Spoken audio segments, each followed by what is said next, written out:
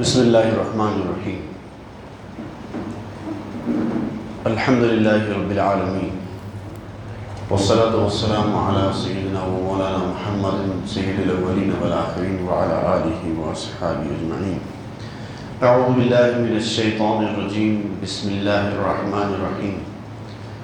ان اللہ وملائکتہ یصلون علی النبی یا ایہا الذین آمنوا صلوا علیہ وسلموا تسلیما۔ اللہم صل علی سیدنا محمد معدن الجود والکرم منبع العلم والحلم والحکم سید العرب والعجم، وصلی علیہ وعلی آلہ صلاة دائمة بدوام ملک اللہ، اما بعد۔ حاضرین محترم، سلسلہ عالیہ قادریہ میں بطور خاص عقل حلال کی بڑی اہمیت ہے۔ ویسے تو اسلام نے عقل حلال، صدق مقال، اس پر بڑی شد و مد کے ساتھ تاکید کی ہے، اور سلسلہ قادریہ میں اس کی اتنی زیادہ اہمیت ہے کہ حلال کی کمائی اگر نہ ہو تو انسان چاہے کتنی محنت مشقت کرے روحانی بلندیاں حاصل کرنے کے لیے، وہ ایک قدم آگے بھی نہیں بڑھ سکتا۔ ہمارے سرکار حضرت خواجہ محب اللہ رضی اللہ تعالیٰ عنہ فرماتے ہیں کہ ایک حرام کے طریقے سے کمائے ہوئے پیسے کے عوض میں کئی مقبول نمازیں برباد ہو جاتی ہیں۔ جو نمازیں مقبول نہیں ہوئی ہیں ان کا تو ذکر ہی نہیں ہے، جو نماز مقبول ہونے کے لائق ہیں، جو مقبول ہو چکی ہیں، ان پر بھی حرام کی کمائی کا اثر پڑتا ہے اور وہ برباد ہو جاتی ہیں۔ حضور غوث پاک کے حالات میں ہے کہ ایک مرتبہ خلیفہ مستنجد باللہ ابو مظفر یوسف، بڑا خلیفہ تھا اس وقت کا، اس نے نظر کے طور پر حضور غوث پاک کی خدمت میں اشرفیوں کی 10 تھیلیاں روانہ کی تھی، میری طرف سے نظر۔ تو حضور غوث پاک نے پہلے تو ان اشرفیوں کو قبول کرنے سے انکار کر دیا، فرمایا لے جاؤ، مجھے اس کی ضرورت نہیں۔ لیکن جب وہ اصرار کرنے لگا کہ آپ قبول فرما لیں، میری طرف سے حقیر نذرانہ ہے، تو آپ نے اصرار پر 2 تھیلیاں اشرفیوں کی، ایک اشرفی کی تھیلی ایک ہاتھ میں اور ایک اشرفی کی تھیلی ایک ہاتھ میں لی، اور دونوں تھیلیوں کو آپس میں رگڑنا شروع کیا۔ جیسے ہی آپ نے وہ تھیلیوں کو رگڑا، اس کے اندر سے خون بہہ کر گرنے لگا۔ آپ نے خلیفے سے کہا، اے ابو مظفر، تم اللہ سے ڈرتے نہیں؟ لوگوں کا خون چوس کر میرے پاس نذرانے لاتے ہو، لوگوں سے ناجائز طریقے سے دولت کھینچتے ہو اور لے کے آگے میرے پاس نذرانے پیش کرتے ہو، اور یہ سمجھتے ہو کہ اس سے تمہارا فائدہ ہو جائے گا۔ فرمایا اگر نبی سے نسبت کا خیال نہ ہوتا، معلوم ہوتا ہے کہ خلیفہ مستنجد باللہ سادات گھرانے سے تعلق رکھتا تھا، یا پھر یہ ہو سکتا ہے کہ وہ چونکہ خلیفہ تھا تو اس لیے آپ نے یہ فرمایا ہو۔ نبی سے نسبت کا اگر خیال نہ ہوتا تو یہ خون میں تمہارے محل تک بہا دیتا۔ اس قدر ناپسندیدگی کا اظہار، نذرانوں کو بھی قبول نہیں کیا، ناجائز طریقے سے کمائے ہوئے، بتا دیا کہ ہمارے پاس جب اس طرح کے نذرانے آتے ہیں تو ہم اس کو ایسے رگڑتے ہیں، اس کی حقیقت پتہ چل جاتی ہے۔ عام آدمی کے لیے تو حلال کی کمائی حرام کی کمائی دونوں ایک جیسے ہیں، دکھائی کچھ نہیں دیتا، لیکن یہاں ایسا نہیں ہے۔ یہاں ذرا دل میں کوئی کجی پیدا ہوئی، یہاں کوئی حرام کی کمائی کی آمیزش بھی ہوئی، اس کی حقیقت سامنے آ جاتی ہے۔ عام آدمی نہیں سمجھ سکتا، لیکن یہ دربار غوث ہے، یہاں حقیقت کھل کر سامنے آ جائے گی۔ وہ مقام غوث اور وہ قدرت غوث ہے کہ آپ کی حکومت ہر چیز پر چلتی ہے۔ ایک مرتبہ بیان کیا جاتا ہے کہ بغداد شریف میں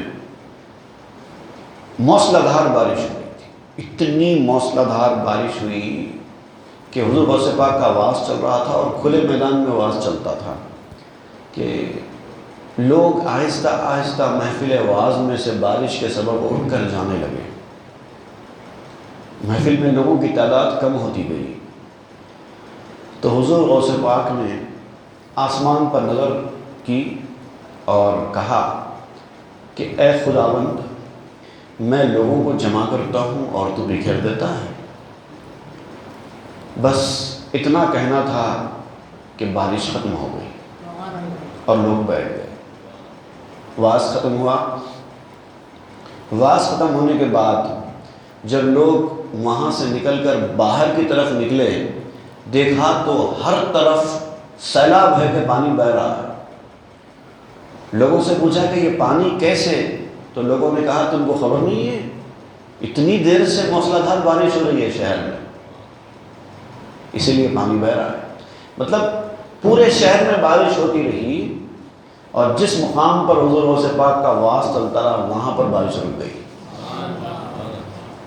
جب چاہے روک دیتے ہیں، جب چاہے جاری کر دیتے ہیں۔ دریائے دجلہ جو بغداد کا مشہور دریا ہے، وہاں پر ایک مرتبہ طغیانی آئی تو اتنا پانی دریا میں کہ دریا بہہ کر ابل پڑا اور شہر میں پانی داخل ہو گیا، لوگوں کے گھر ڈوبنے پر آ گئے۔ لوگ آئے حضور غوث پاک کی خدمت میں، آ کر فریاد کرنے لگے کہ کچھ کیجئے سرکار، حالت بہت خراب ہے، اس طرح کا اگر پانی آتا رہا تو ہزاروں لاکھوں لاشیں نکل جائیں گی یہاں سے۔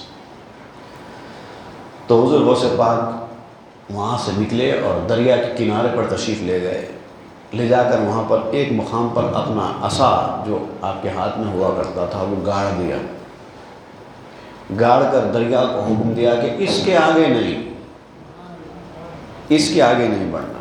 پانی وہیں پر اتر کر رک گیا۔ یہ ہے حضور غوث پاک کی شان۔ حضرت شیخ ابو رضا بیان کرتے ہیں کہ ایک مرتبہ حضور غوث پاک کا خطاب چل رہا تھا، آپ ایثار کے موضوع پر خطاب فرما رہے تھے۔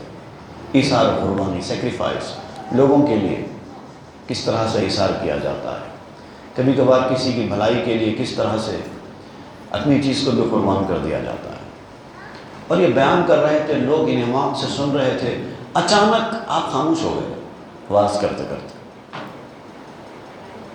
تھوڑی دیر تک خاموش رہے، سب سکتے میں تھے، کیا ہوا؟ اچانک حضور غوث پاک خاموش ہو گئے۔ اتنے میں آپ نے فرمایا کسی کے پاس 100 دینار ہے تو فوری لاؤ، فوری لاؤ، 100 دینار چاہیے۔ اور 100 دینار کوئی چھوٹی رقم تو ہوتی نہیں، اس دور میں بڑی رقم تھی۔ جتنے لوگ تھے وہاں پر بیٹھے ہوئے، جن جن کے پاس 100 دینار ہوا کرتے تھے گھر میں، وہ سب گئے، سب 100 دینار لے کر آ گئے، لا کے آپ کی خدمت میں پیش کر دیا۔ حضور غوث پاک نے سب کے 100 دینار کو واپس کر دیا، ایک آدمی کے 100 دینار لے لیے۔ اس کے بعد حضرت شیخ ابو رضا بیان کرتے ہیں کہ حضور غوث پاک نے مجھ سے فرمایا یہ 100 دینار لو اور شونیزیا جاؤ، ایک شہر ہے چھوٹا سا، وہاں جاؤ، وہاں پر ایک بوڑھا قبرستان کے پاس بیٹھ کر بربت بجا رہا ہوگا۔ بربت ایک قسم کا ساز ہوتا ہے، میوزیکل انسٹرومنٹ، وہ بجا کر گا رہا ہوگا، تم جاؤ اور یہ 100 دینار اس کو دے دو، اور وہ دینے کے بعد اس کو میرے پاس لے کر آؤ۔ وہ چلے گئے اور جا کر اس کو تلاش کیا، وہ قبرستان کے پاس بیٹھ کر میوزک بجاتا بیٹھا ہے اور گا رہا ہے۔ لے جا کر اس کو 100 دینار ہاتھ میں دے دیے۔ جیسے ہی اس نے وہ 100 دینار لیے، ایک زوردار چیخ ماری اور بے ہوش ہو گیا۔ جب اس کو ہوش آیا تو انہوں نے کہا کہ آپ کو شیخ عبد القادر جیلانی یاد فرما رہے ہیں، چلیے۔ تو وہ ان کے ساتھ آیا، آ کر حضور غوث پاک کے سامنے بیٹھ گیا۔ تو حضور غوث پاک نے پوچھا چلو اپنا قصہ بیان کرو، کیا ہوا تمہارے ساتھ، کیوں قبرستان میں بیٹھ کر گا رہے تھے، کس کو سنا رہے تھے گانا تمہارا؟ اب اس نے اپنا قصہ بیان کرنا شروع کیا کہ میں کم عمر سے گاتا تھا، آواز اچھی تھی، گانے کا فن قدرتی طور پر میرے اندر تھا، بجانا بھی میں نے سیکھ لیا تھا، اچھا بجاتا تھا، اچھا گاتا تھا، اور لوگ دور دور سے آتے تھے میرا گانا سننے کے لیے، اور اچھی خاصی مجھے آمدنی ہوا کرتی تھی۔ لیکن ایک وقت کے بعد جب بڑھاپا آ گیا، اور بڑھاپے میں آواز تو ایک وقت کے بعد جواب دے جاتی ہے، جوانی میں جو آواز ہوتی ہے بڑھاپے میں کہاں ہوتی ہے ویسے، لیکن جیسے جیسے یہ زوال شروع ہوا میرے اس فن میں، لوگوں کا آنا بھی کم ہو گیا، اور بعد میں حالت یہ ہو گئی کہ کوئی میرا گانا بجانا سننے کو تیار ہی نہیں ہوتا تھا۔ اب میری زندگی خراب ہو گئی۔ بیزار ہو کر میں نے ایک دن طے کر لیا کہ اب یہ زندہ لوگ تو سننے والے نہیں ہیں، میں اپنی دلی خواہش کو، اپنے شوق کو قبرستان میں جا کر پورا کرتا ہوں، مردوں کو ہی سناؤں گا، جاؤ اب صرف مردوں کو سناؤں گا۔ قبرستان چلا گیا، وہاں جا کر گاتے بیٹھ گئے۔ میں نے دیکھا کہ ایک قبر کھلی، قبر میں سے ایک آدمی نکل کر آیا، مردہ، سر نکال کر اس نے کہا، کب تک سناؤ گے مردوں کو تم؟ اب تو تیش میں آ کر یہ کہہ رہے ہو کہ میں مردوں کو ہی سنا لوں گا، کب تک سناؤ گے؟ ایسی سناتے رہو گے کچھ ہوگا نہیں۔ بس اس کی آواز سننا تھا کہ مجھے نیند آ گئی اور میں سو گیا۔ ایک عجیب و غریب قسم کے اشعار میری زبان پہ آ گئے جب میں نیند سے اٹھا، تو ان اشعار کا مفہوم یہ ہے، اے خدا میرے پاس کوئی آخرت کا توشہ نہیں ہے، پوری زندگی میں نے گانے بجانے میں برباد کر دی، کوئی نیکی نہیں ہے، کوئی زیادہ سفر، کوئی سامان نہیں ہے میرے پاس، بس صرف مغفرت کی امید رکھتا ہوں، تیرے رحم کی امید ہے۔ اور یہ کہتا ہوا اللہ تعالیٰ کی حمد و ثنا بیان کرتے ہوئے اشعار پڑھ رہا تھا، میں گناہ گار ہوں، تیرے سوا جاؤں گا کہاں، کون ہے میری داد رسی کرنے والا، کہاں ہے میری اور پناہ گاہ تیرے سوا، اس طرح کے اشعار پڑھ رہا تھا۔ اور میں یہ پڑھ ہی رہا تھا کہ آپ آئے اور مجھے یہ 100 دینار دے کر چلے گئے۔ اتنے میں وجد میں آ گیا اور بے ہوش ہو گیا، اور جب ہوش آیا تو مجھے یہاں لایا گیا، اور اس طرح سے اس نے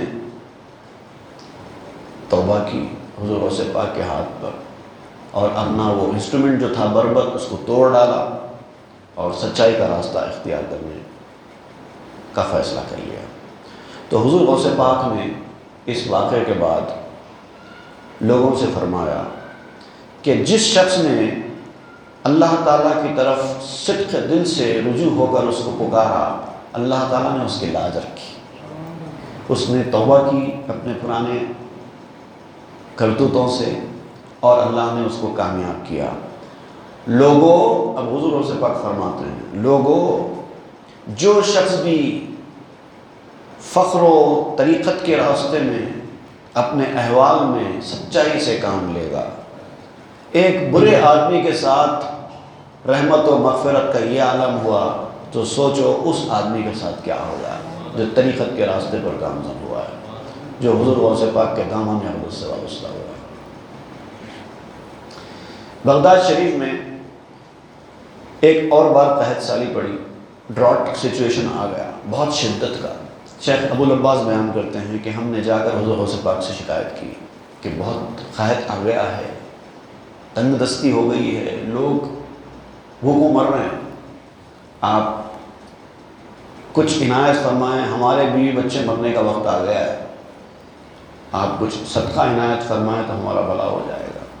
تو حضور غوث پاک نے ان سے فرمایا کہ ٹھیک ہے، میں تم کو 10 سیر گندم دیتا ہوں، گیہوں 10 کلو گیہوں سمجھیا، اپنے دے دیا، جاؤ بیوی بچوں کو کھلاؤ۔ اب 10 کلو گندم سے کیا ہوگا، کب تک چلیں گے؟ بہرحال حضور غوث پاک نے دے دیا، اور ہدایت دی ساتھ میں کہ اسے لے جاؤ اور اس کو ڈھانپ کر رکھو، دیکھنا نہیں، کونے سے تھوڑا تھوڑا نکالتے جانا، استعمال کرتے جانا۔ تو وہ کہتے ہیں کہ میں گھر کو لا لیا، اور جب بھی کھانے کی ضرورت پڑتی اس میں سے وہ گندم نکال لیتے اور پکاتے کھاتے، نکالتے جاتے پکاتے جاتے کھاتے جاتے۔ اب وہ 10 سیر گندم ہماری خاندان کے اعتبار سے 1 ہفتے کا تھا صرف سودا، 1 ہفتے میں ختم ہو جانا چاہیے تھا۔ کئی دن گزر گئے، ہم اس میں سے گندم نکالتے جاتے ہیں، پکاتے جاتے ہیں، کھاتے جاتے ہیں، لیکن ہدایت تھی حضور غوث پاک کی کھولنا نہیں، دیکھنا نہیں، وزن کرنا کتنا ہے، بس کھاتے جاؤ۔ کھا رہے تھے، ایک دن ان کی اہلیہ، بعض عورتوں میں ہوتی مزاج الگ ہوتی ہے، آخر کیا تو بھی ہے اس کے اندر، ذرا دیکھیں تو صحیح آخر کتنا ہے کہ ختم ہی نہیں ہو رہا ہے، اس طرح کی شروع ہو جاتی ہے۔ انہوں نے کیا کیا، وہ گندم کو اٹھا کر تول دیا۔ جب انہوں نے تولا تو پتہ چلا کہ اس کے اندر 10 سیر گندم ہیں، جتنے لائے تھے اتنے ہی ہیں۔ اس کے بعد حضرت شیخ ابو العباس فرماتے ہیں کہ انہوں نے کھانا شروع کیا، جیسا کہ انہوں نے کہا تھا کہ یہ تو 7 دن کا ہی ہے، اور 7 دن ہوئے ختم ہو گیا۔ اب تک جتنا لایا تھا اتنا ہی تھا، جیسے ہی ایک بار اس کو تول لیا، دیکھ لیا کتنا ہے، اس کے بعد پھر 7 دن میں ختم ہو گیا۔ جو کہیں کر دو بھلا اس میں تمہارا ہوگا، اپنی مرضی نہیں کرنا، اپنی ہوشیاری نہیں کرنا، جو کہیں کر دو بھلا اس میں تمہارا ہوگا، نہ کرو گے تو خسارہ ہی خسارہ ہوگا۔ جتنا کہا جائے اتنا کرو۔ حضرت شیخ ابو الحسن بغدادی بیان کرتے ہیں کہ حضور غوث پاک کے پاس ہم علم حاصل کرنے کے لیے آیا کرتے تھے، بیٹھتے تھے، علم حاصل کرتے تھے، اکثر شب بیداری میں شریک رہتے تھے۔ ایک دن حضور غوث پاک اپنے دولت خانے سے باہر تشریف لائے، مدرسے سے ہو کر باہر چلے گئے، مدرسے میں آئے نہیں، مدرسے کے سامنے آئے اور باہر چلے گئے، روانہ ہو گئے۔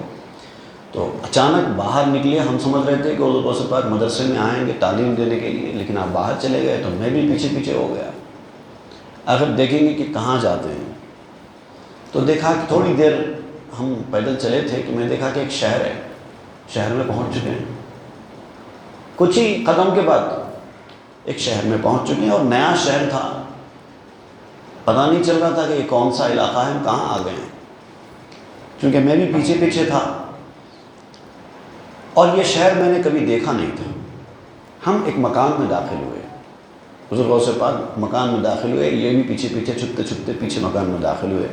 وہاں 6 آدمی بیٹھے ہوئے تھے، اور ایک آدمی لیٹا ہوا تھا، اور کچھ تکلیف میں تھا، کرا رہا تھا۔ جیسے حضور غوث پاک اندر پہنچے، ان لوگوں نے حضور غوث پاک کو سلام کیا، السلام علیکم، وعلیکم السلام ہوا، اور میں کونے میں چھپ کر یہ سارا منظر دیکھتا رہا۔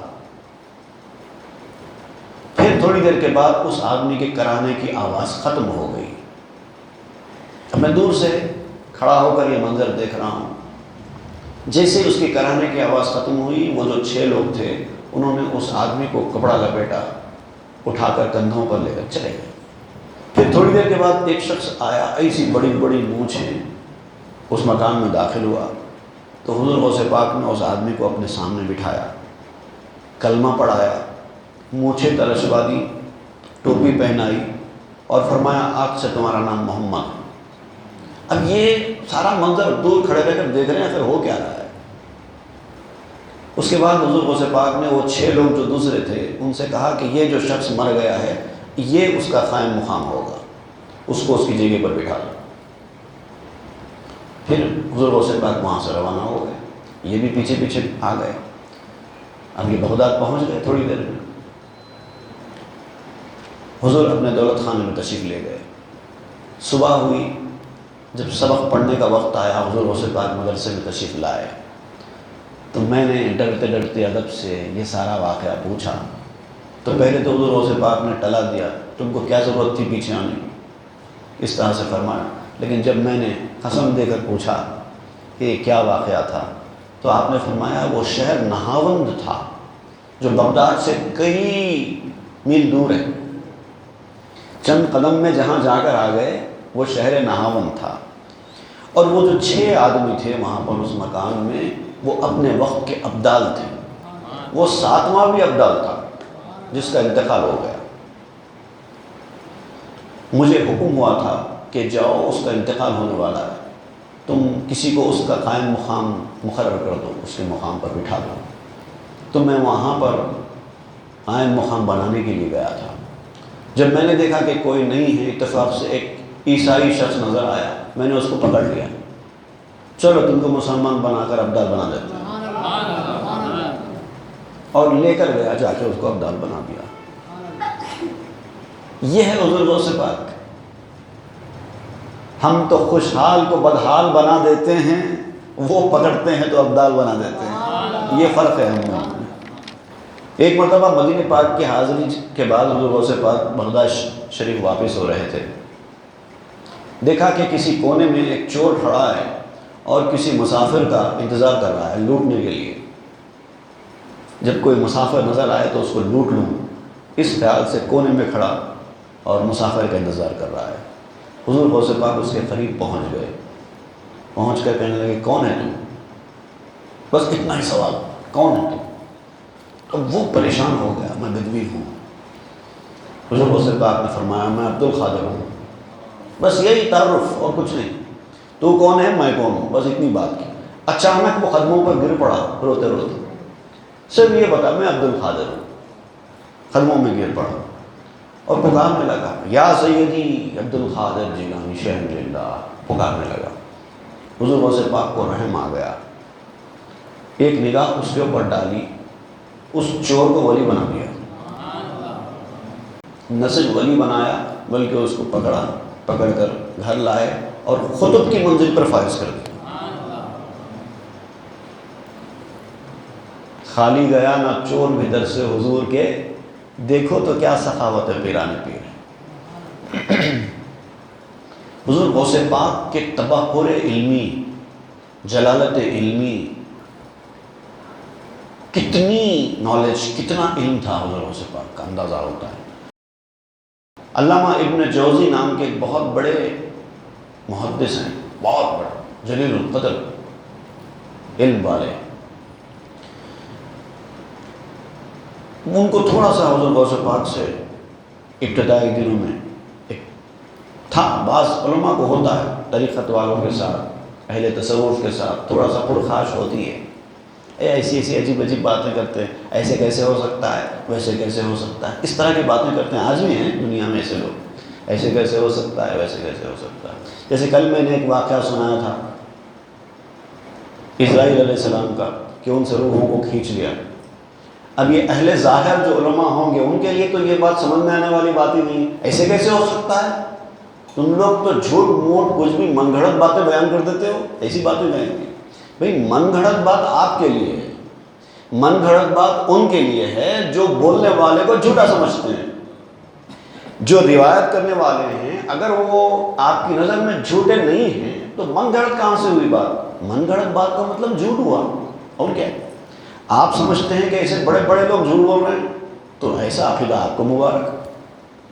ایسے متقی پرہیزگار لوگ جو روحانی طور پر ان مقامات پر پہنچے ہوئے ہیں، جو آنکھ بند کر کے آسمان کو دیکھ لیتے ہیں، ان کے اوپر جھوٹ کی تہمت باندھنا آپ کو مبارک، ہم تو نہیں کر سکتے۔ ہمارے پاس تو آمنا صدقنا، انہوں نے کہہ دیا ہم نے مان لیا۔ اور ویسے بھی یہ روحانیت کی باتیں، ظاہری باتیں تو ہے نہیں جو ان آنکھوں سے دکھائی دیں، ان کانوں سے سنائی دیں۔ ماننا ہے مانیے، نہیں ماننا ہے مت مانیے، سب کو ماننا ضروری نہیں ہے۔ بہرحال ابن جوزی بہت بڑے عالم گزرے ہیں۔ ایک روایت میں بیان کیا جاتا ہے کہ حضرت شیخ ابو العباس احمد اور ابن جوزی یہ دونوں حضور غوث پاک کی مجلس میں حاضر ہوئے اور حضور غوث پاک اس وقت تفسیر کا درس دے رہے تھے۔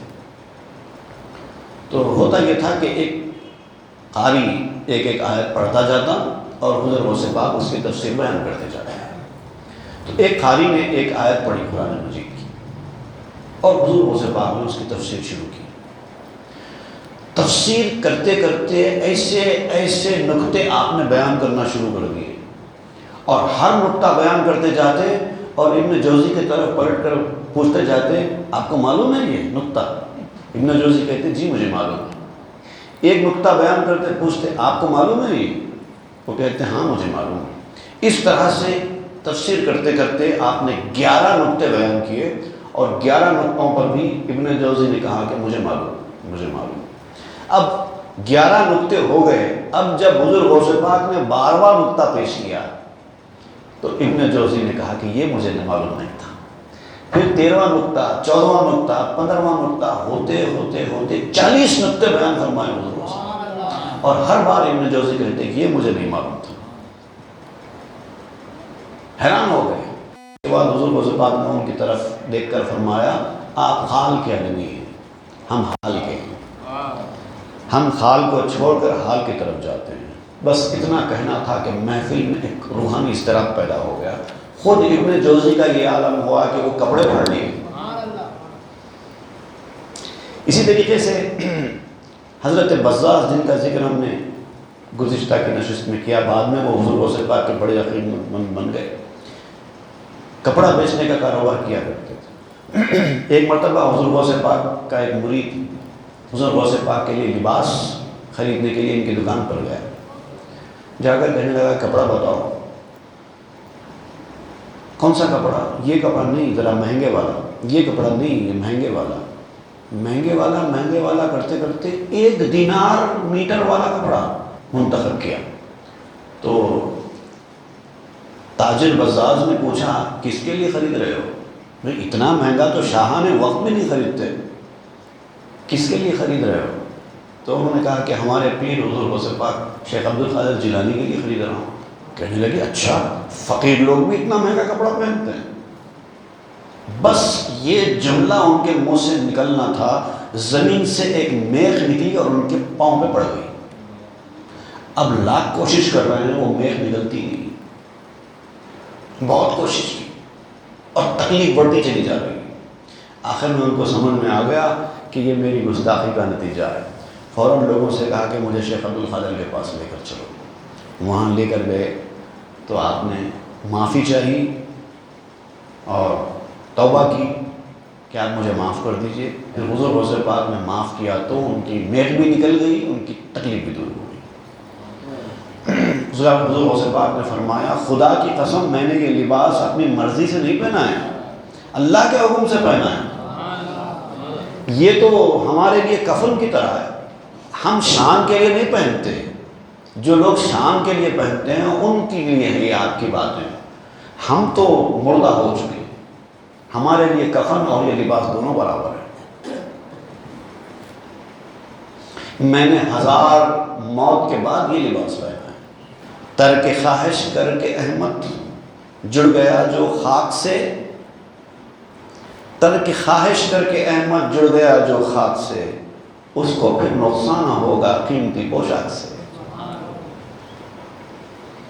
حضرت شیخ شہاب الدین عمر سہروردی رحمۃ اللہ تعالیٰ علیہ فرماتے ہیں کہ جب میں جوان تھا تو علم کلام میں مشغول ہوا، علم کلام حاصل کرنے میں مشغول ہوا، اور علم کلام کی کئی کتابیں میں نے زبانی یاد کر لی. اور میرے چچا تھے جو مجھ کو منع کرتے تھے علم کلام مت سیکھو، کام کا نہیں. لیکن اب میرے نوجوانی تھی، ایک بات دل میں جب سوال ہو جاتی ہے نوجوان کے تو وہ کہاں مانتا ہے کسی نصیحت کو. تو اسی میں مشغول رہے. تو آپ نے جب دیکھا کہ بھتیجا مان نہیں رہا ہے، آپ کو حضور غوث پاک کے پاس لائے، لا کر شکایت کی کہ ایسا یہ علم کلام میں مشغول ہے، اپنی ساری زندگی علم کلام میں لگا رہا ہے، آپ کچھ نصیحت فرمائیے. تو حضور غوث پاک نے ان کو قریب بلایا اور اپنا دست اقدس ان کے سینے پر پھیر دیا. حضرت شیخ عمر سہروردی فرماتے ہیں کہ جیسے ہی حضور غوث پاک نے میرے سینے پر ہاتھ پھیرا، میرا پورا علم جو میں نے حاصل کیا تھا، کتابیں یاد کی تھی، سب سینے میں سے نکل گیا، ایک لفظ بھی یاد نہیں رہا. اور پھر علم لدنی سینے میں خود بخود بھر گیا، یعنی علم کلام کی جگہ علم لدنی ریپلیس ہو گیا. حکمت کی باتیں زبان پر جاری ہو گئی. علم الکلام سینے میں تھا، تلف کر دیا، دیکھو تو کیسے علم لدنی سے بھر گیا. ایک ولی تھے بغداد میں، ان کی کسی سبب سے ان کی ولایت سلب ہو گئی.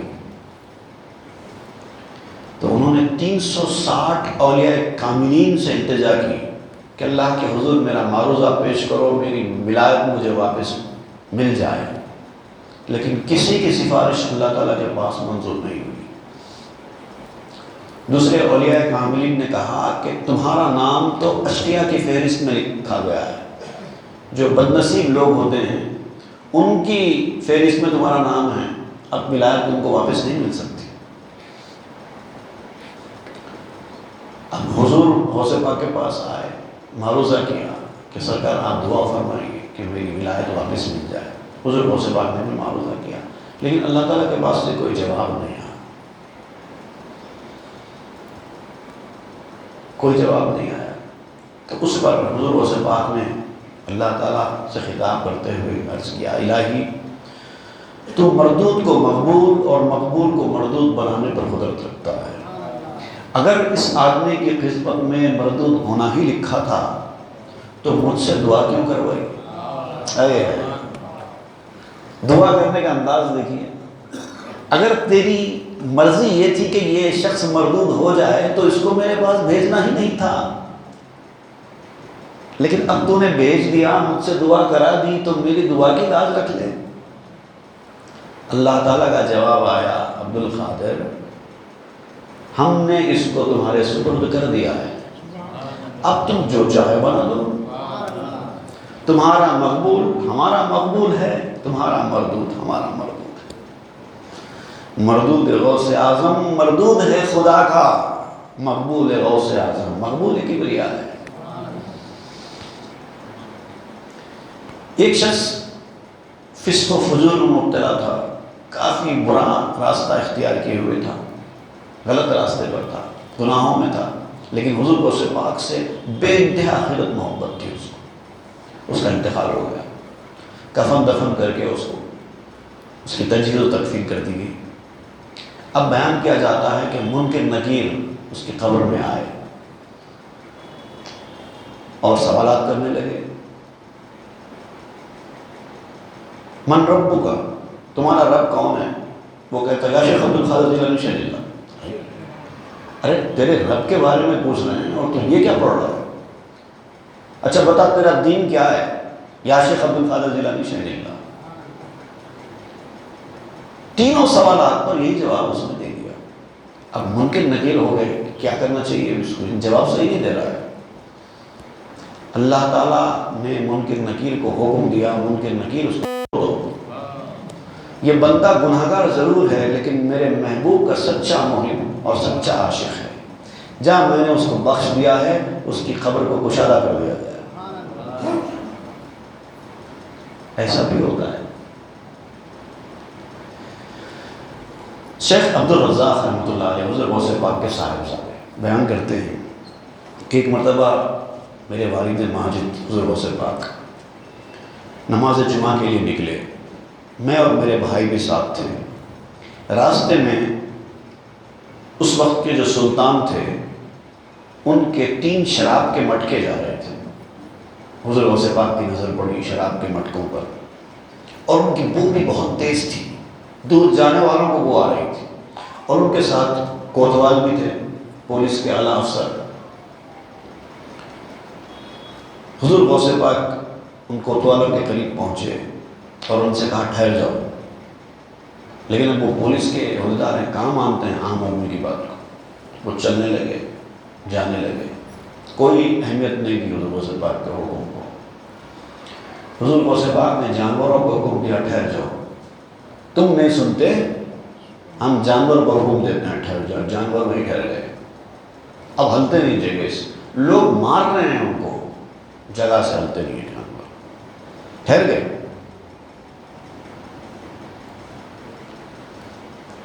اس کے بعد پھر سلطان کو اطلاع ملی اس واقعے کی، وہ آئے، آ کے حضور غوث پاک سے انہوں نے معافی چاہی۔ اس کے بعد وہ گاڑی آگے بڑھی، لیکن جب گاڑی آگے بڑھی جس کے اندر شراب تھی، جا کر کھول کر دیکھا تو شراب تھی نہیں، پورا سرکہ تھا۔ حضور غوث پاک نے شراب کو سرکے میں بدل دیا تھا۔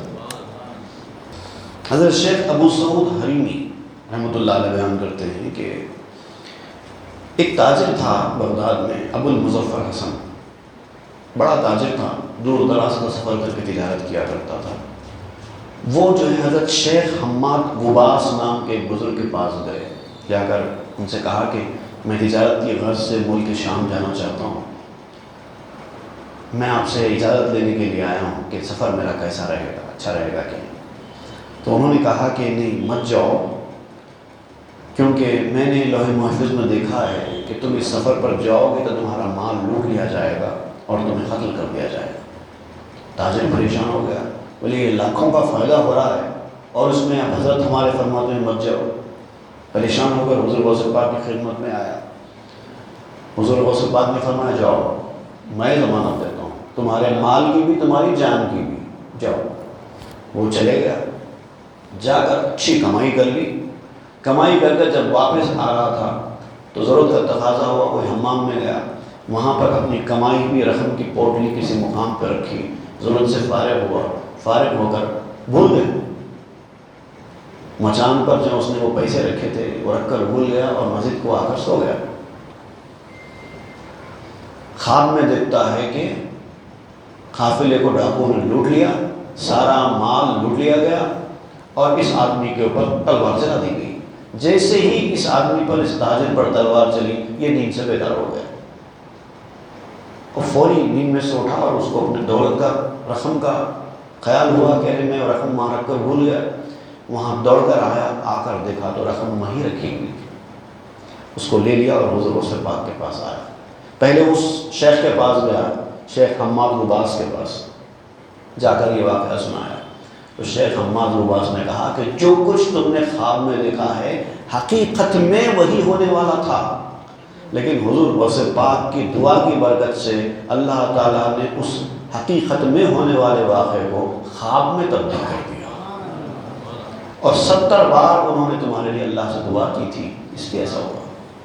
پھر حضور غوث پاک نے کہا کہ ہاں شیخ حماد لباس نے سچ کہا، میں نے 70 بار دعا کی تھی۔